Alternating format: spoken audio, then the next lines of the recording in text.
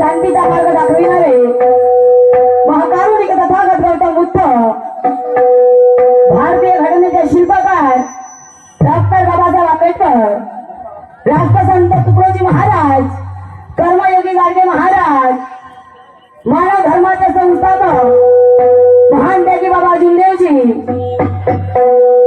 माता सावित्रीबाई फुले, माता रमाई, माता भीमाई, माता झलकारी देवी आणि ज्या ज्या महापुरुषांनी आपल्या रक्ताचं पाणी केलं आणि आम्हासाठी झटले अशा त्या महापुरुषांना त्रिवार अभिवादन करते।